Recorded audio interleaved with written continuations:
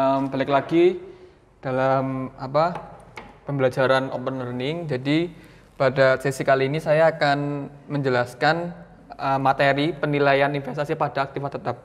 Jadi kita belajar dulu. Tadi judulnya adalah penilaian investasi pada aktiva tetap. Oke.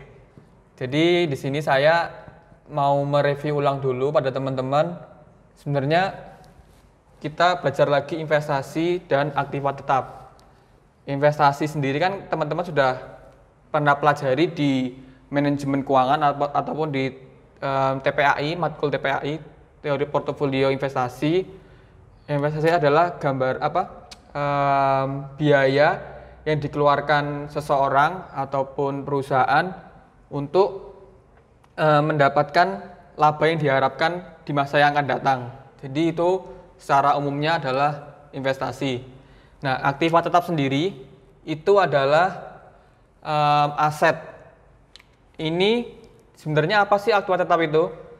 Secara visualisasinya, aktiva tetap itu adalah di bagian neraca. Jadi teman-teman, kita balik lagi mereview sebentar di mata kuliah keuangan. Jadi di dalam apa sih itu neraca? Neraca itu adalah laporan keuangan yang dibuat oleh suatu perusahaan secara periode. Nah, neraca sendiri itu ada dua bagian, aktiva dan pasiva. Oke, kalau aktiva itu di sebelah kiri dan pasiva di sebelah kanan. Nah, aktiva itu sebenarnya apa sih aktiva? Aktiva itu adalah aset ataupun kekayaan yang dimiliki oleh suatu perusahaan. Itu ada aktiva lancar, ada aktiva tetap. Nah, ini yang saya maksud tadi. Dan pasiva itu adalah gambaran total kewajiban ataupun modal yang dimiliki oleh suatu perusahaan. Biasanya adalah utang, terus utang jangka panjang, jangka pendek, terus ada modal, obligasi, dan lain-lain. Nah, jadi seperti itu gambarannya.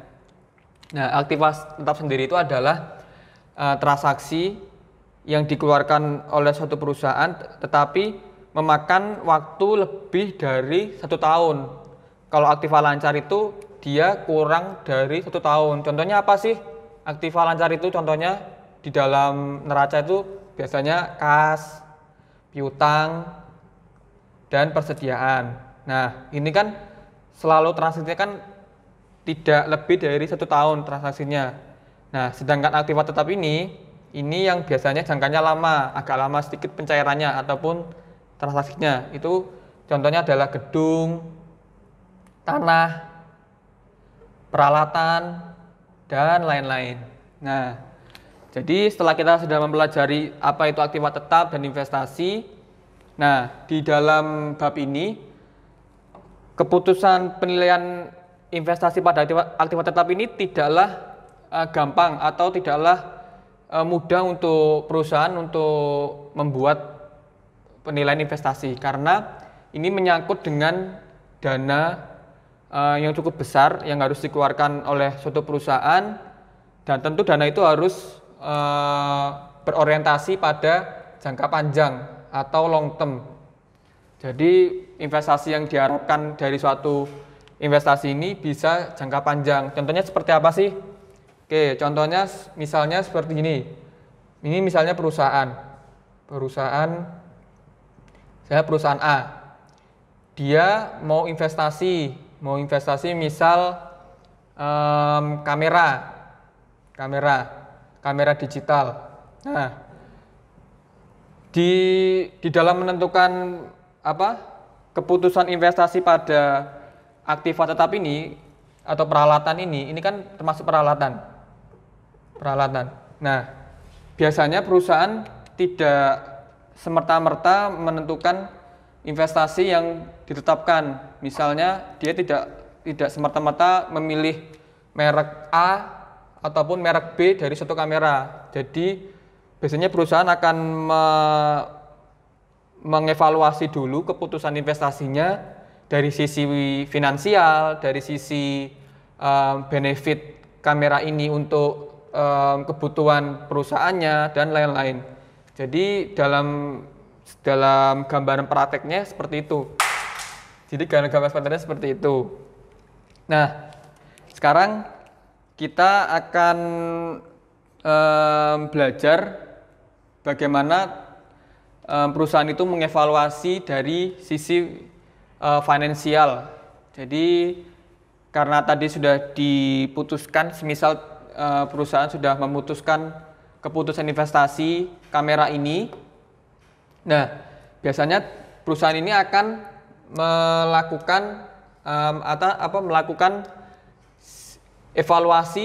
evaluasi dari sisi finansialnya. Nah, di bab ini kita akan belajar bagaimana cara mengevaluasi dari sisi finansialnya. Secara garis besar, sisi finansial ini ada dua metode. Metode yang pertama itu adalah metode mempertimbangkan time value of money, atau mempertimbangkan nilai waktu dari uangnya. Nah, yang kedua itu ada metode yang tidak mempertimbangkan time value of money-nya. Nah, yang tidak mempertimbangkan time value of money itu apa sebenarnya? Itu metode yang tidak menghasilkan dalam bentuk satuan uang ataupun nilai mata uang. Contohnya seperti alat analisisnya adalah payback period. Payback period itu juga ada average of rate return atau ARR. Ini satuannya adalah persen. Kalau payback period itu satuannya adalah tahun ataupun bulan. Dia tidak menghasilkan nilai mata uang. Nah, sedangkan